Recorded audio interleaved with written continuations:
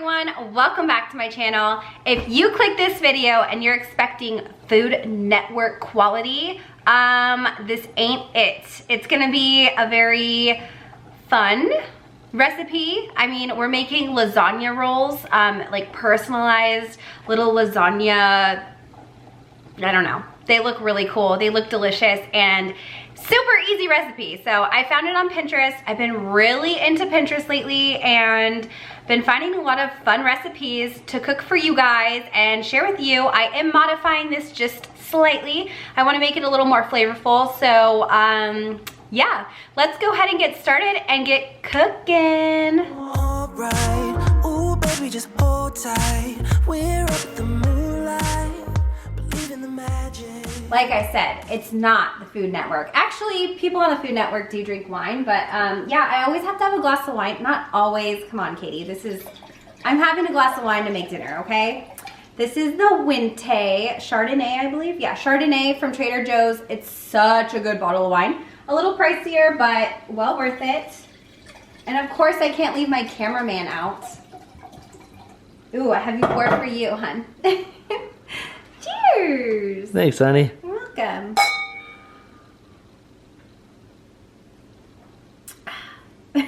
So good. So me being the dummy that I am, I got these lasagna noodles, which I showed in my haul, and they're the no boiling oven ready ones. Well, this recipe calls for them to be flexible because I have to roll them up. So I had to cook them, and I already did, but I've never cooked lasagna noodles, and I don't even know how this is gonna turn out, you guys, to be honest. So here's my lasagna noodles. Ignore the mess. This is part of the process. As we all know, when we're cooking, the kitchen gets completely messy. So yeah, I just separated them because they all stuck together. Tips and tricks, please, for pre-boiling these, because wow, I did a really bad job. Okay, so I did that. I already pre-did that. I already chopped some onion. I chopped some garlic. This part is all my own thinking. So I'm gonna get a pan, I'm gonna put some olive oil down, I'm gonna start sauteing the onions until they're translucent, probably about 3 minutes. Then I'm going to saute the garlic with it, and that's probably like another minute. And then, I don't know what we're doing next, but I will tell you once I get there. So I'm gonna get a pan, get all that going.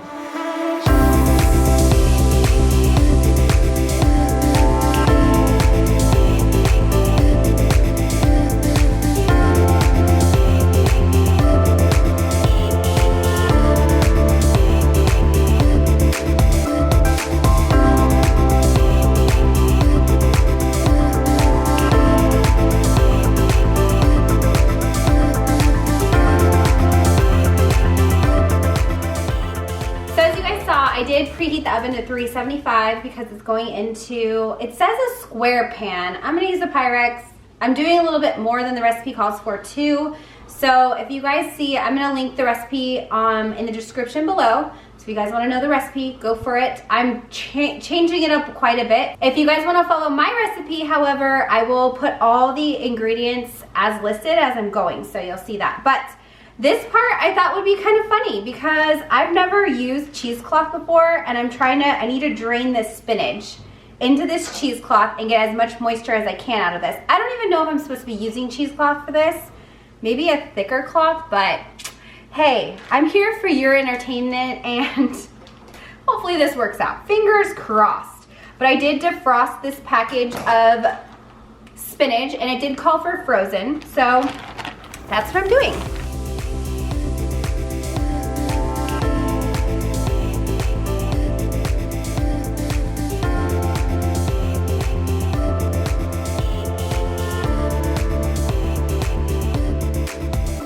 So the name of the game is to get as much moisture as you can out of this. This is actually working so much better than I thought. So as soon as I squeeze all of the water out, this is a good workout on my hands. Can you work out your hands? My husband has one of those hand cruncher things to like, oh, is that your wrists? Tim, is it? It's your forearms. Your forearms. So I'm just continuously, it's crazy that that big package of spinach is like yielding this much. But I'm again using more spinach than it calls for, and I'm doing more noodles so that way Tim has leftovers tomorrow for work. I try to do that a lot with meals because it does make it a more enjoyable lunch when you have a home cooked dinner, and then bring it to lunch. Okay, so now that all the water is squeezed out of this, well, not all of it, but I'm pretty much done here. I'm going to mix all the ingredients up that are going to be the filling for the lasagna, and then we're going to go ahead and pop it in the oven, and I can't wait. So let me get all the ingredients to make the filling. First, I'm going to add the mixture that I just sauteed up, which is the onions and the garlic with a little salt and pepper. I think I'm gonna probably add more salt and pepper to taste. We'll see, because the cheese does have a lot of salt in it. And there's a lot of cheese going on in this. So, that's good, and then I'm gonna do the spinach. What do you guys do with this when you're done? Am I supposed to throw this away, or do I rinse it off and keep it? I'm not sure. I'm gonna keep it until I post this and get your comments, and then I'll rinse it off. And if you guys say it's not sanitary, I'm gonna throw it away. But if not, then I'll keep it. Next up, so I did the entire package of spinach. The recipe is a little less than that. And it does call for cream cheese instead of ricotta, but I decided that ricotta is what I want to use, because I just always think of this in lasagna rather than cream cheese. So I just eyeballed it. I'm doing about a half container of the ricotta because I have a lot of spinach and I want to make sure that it has enough wet ingredients to really mix it together. 1 cup of mozzarella and 1/4 cup of parmesan, and you're going to use a little more mozzarella to top it all off before you pop it in the oven. But let's go ahead and add that. Then we're just going to mix it together. Can't get much easier. And then you're just going to spread it on your noodles. Okay, here's 1 cup. Eyeballing it. There we go. Good enough for me. And then 1/4 cup parmesan. I do not like to measure unless I'm baking. So if it's extra cheese. Oh well. Now I'm gonna mix it all up. Hopefully it looks good.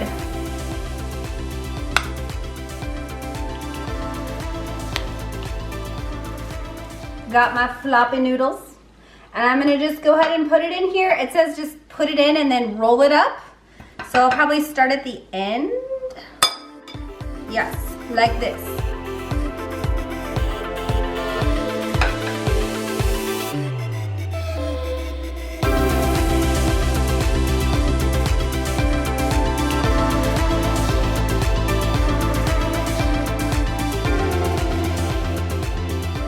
Now that I rolled my enchiladas, no wait, lasagna, it just totally reminded me of making enchiladas.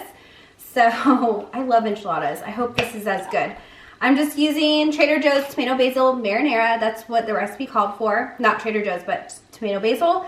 And then you just kind of pour it on top. It says 2 cups. I'm just gonna kind of do how much I want. I'm gonna do a lot so that it really cooks up the noodles well, because I didn't really cook the noodles that much, just a bit. And then last order of business is topping it with some mozzarella. Voila, I am done. Now it goes in the oven for 30 minutes at 375. So that's what we're gonna do, and then we're gonna get to eat this goodness. Oh my gosh, I can't tell you how good this smells. Yummy. Okay, in the oven, you guys go.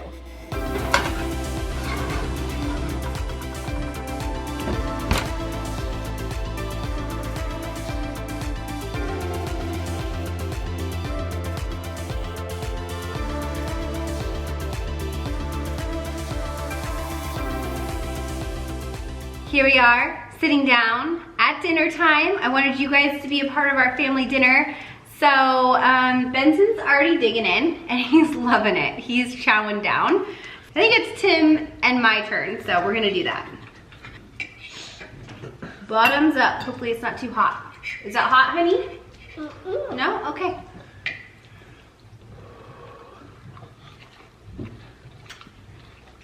Mmm. That's delicious. That is so good. Oh my gosh. That's really good. Wow. I say 10 out of 10. And that's like saying something, because that's really good. That's delicious. Yeah, I agree. It's delicious. Are you excited to take it for lunch tomorrow?